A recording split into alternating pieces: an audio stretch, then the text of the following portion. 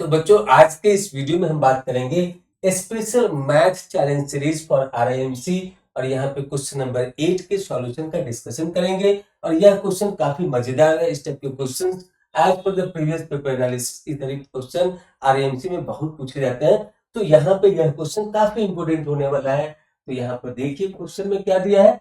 तो क्वेश्चन में दिया है बच्चों यहाँ पे कि if x is equal to 5 plus 2 root 6 then root over x minus 1 by root over x का वैल्यू हमको फाइंड आउट करना है।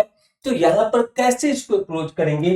तो देखिए यहाँ पे कि यहाँ पे दिया हुआ है एक्स और यहाँ पे दिया हुआ है रूट एक्स। तो अगर इस टर्म को हम लोग स्क्वायर करेंगे तो राइट साइड में जो इसका एक्सपेंशन होकर के आएगा वो एक्स के फॉर्म में आ जाएगा। वहां पे इस एक्स के वैल्यू को सब्स्टिट्यूट करके सॉल्व करेंगे तो हमको इसका वैल्यू फर्दर मिल जाएगा। तो हम क्या बोलना चाह रहे हैं। तो यहाँ पे हम आपको बोलना चाह रहे हैं कि आप ये जो फाइंड आउट करना है इसको root x minus 1 by root x का स्क्वायर करिए। तो जब स्क्वायर करेंगे तो राइट साइड में क्या लिखेंगे रूट एक्स का होल स्क्वायर। तो क्या हो जाएगा ये सिंपली एक्स हो जाएगा प्लस 1 बाय रूट एक्स का पूरा लिख के बताते हो। तो यहाँ पे इसको क्या लिख सकते हैं। अगर आपने ये आइडेंटिटी पढ़ा होगा a प्लस बी का whole square a minus b का होल स्क्वायर क्या होता है। सो a माइनस बी का होल स्क्वायर होता है a square plus b square minus 2ab। यही आइडेंटिटी को यूज करके इसे सॉल्व करना है। तो यहाँ पर इसको लिख सकते हैं रूट एक्स का whole square plus 1 by root x का होल स्क्वायर माइनस 2ab मतलब 2 into root x into 1 by root x. अब आप इसको फर्दर प्रोसीड करिए तो क्या होगा यह रूट एक्स कैंसिल हो जाएगा और क्या मिलेगा रूट एक्स का whole square. This will become simply x plus 1 by root x का होल स्क्वायर। अगर आप इसको होल स्क्वायर करेंगे तो ये लिखेंगे 1 बाई एक्स माइनस आगे इतना माइनस 2। अब यहां पर जो गिवन एक्स का वैल्यू है इसको हम लोग सब्स्टिट्यूट करेंगे। तो यहां पर जब आप इसको सब्स्टिट्यूट करेंगे तो क्या लिख सकते हैं 5 plus 2 root 6 plus 1 by 5 plus 2 root 6। तो बच्चों यहां पे देखिए थोड़ा सा दिमाग लगाने की जरूरत है कि इसके कंजुगेट से न्यूमरेटर और डिनोमिनेटर में मल्टीप्लाई करने का क्या फायदा मिलेगा कि यहाँ पे 5 का स्क्वायर क्या होता है 25 और 2 रूट 6 का होल स्क्वायर क्या होगा 24। तो 25 माइनस 24 क्या मिल जाएगा 1 मिल जाएगा। मतलब डिनोमिनेटर में इसके डिनोमिनेटर में 1 आ जाएगा। तो हम क्या कहना चाह रहे हैं इसको आप यहाँ पर देखिए कि इसका कंजुगेट क्या होगा। तो इसका कंजुगेट होगा 5 minus 2 root 6 divide by 5 minus 2 root 6। So numerator को डिनोमिनेटर को अगर हम सेम चीज से मल्टीप्लाई डिवाइड करते हैं मतलब कि हमने 1 के मल्टीप्लीकेशन में लिया 5 माइनस 2 रूट 6 और नीचे में हमने लिया 5 प्लस 2 रूट 6 के साथ 5 माइनस 2 रूट 6। तो इससे क्या होगा कि सेम चीज से अगर हमने ऊपर में मल्टीप्लाई किया है नीचे में डिवाइड दिया है तो इससे इसके नंबर पे इसके वैल्यूज पे कोई फर्क नहीं पड़ता है।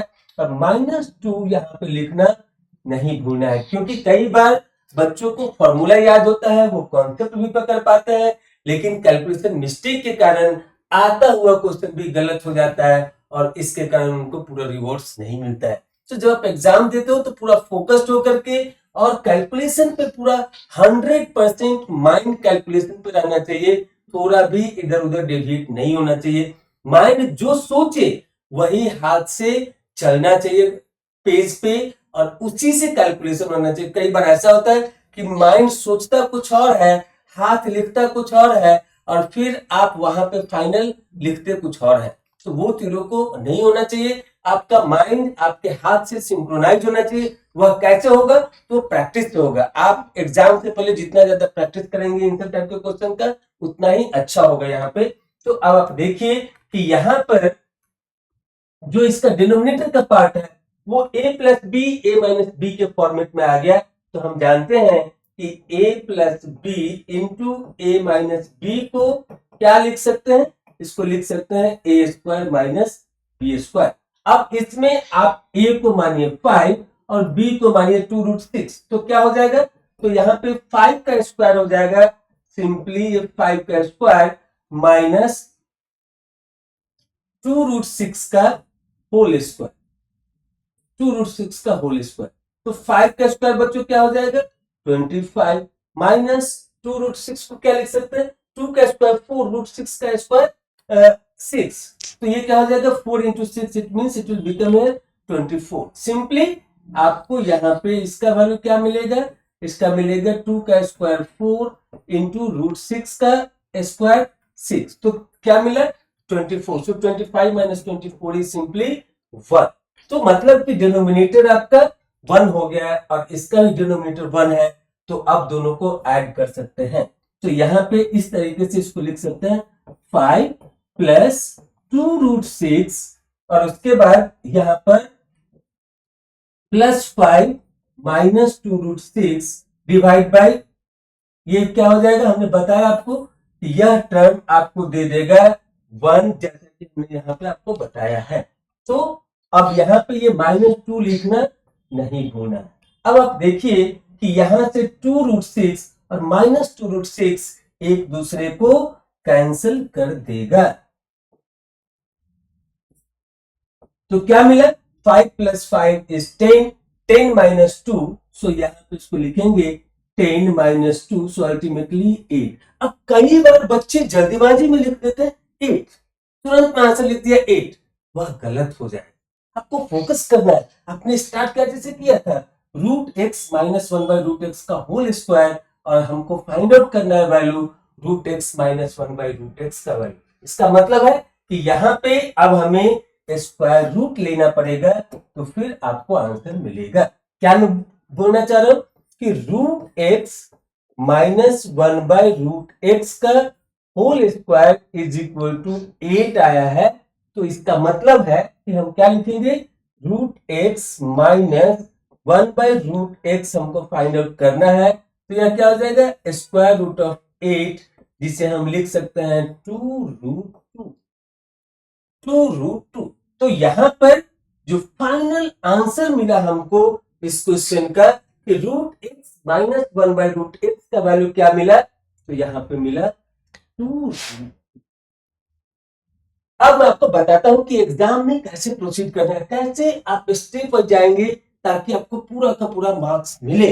तो यहां पर आप जो भी है आप यहां से स्टार्ट करेंगे, आप लिखेंगे √x minus 1/√x is equal to this, और साइड में कहीं पे अगर आपको मौका मिले तो ठीक है, नहीं तो जरूरी नहीं है, आप लिख ले कि using the identity a minus b square, a minus b का whole square is equal to a square plus b square minus 12। वह टाइम है तब, नहीं है तो उतना जाने का जरूरत नहीं।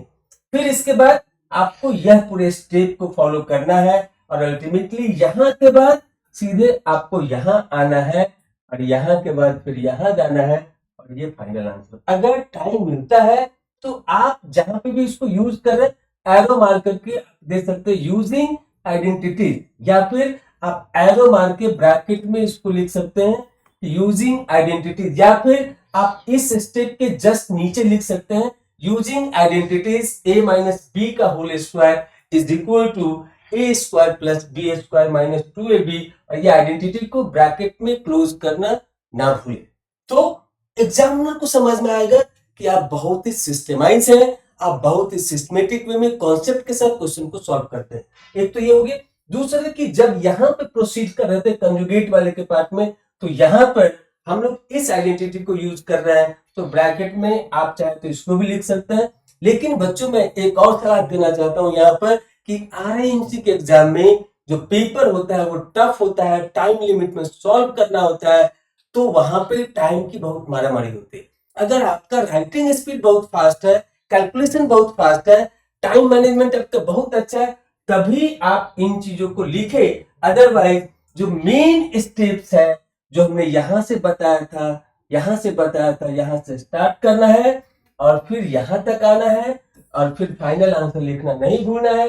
ये -2 बार बार बच्चों को भूलने की आदत हो सकती है, इसे आपको नहीं भूलना है। यहाँ पे स्क्वायर है तो इस 8 का स्क्वायर रूट निकालना नहीं भूलना है, क्योंकि हमको चाहिए √x-1/√x का वैल्यू। तो इतना भी आप करते हैं तो भी आपको पूरा मार्क्स मिलेगा। हमने जो एक्स्ट्रा स्टेप बताया था वो जो एग्जामिनर है उसके ऊपर एक इंप्रेशन क्रिएट करता है, ना कि उसके कारण कोई एक्स्ट्रा मार्क्स मिल जाएगा।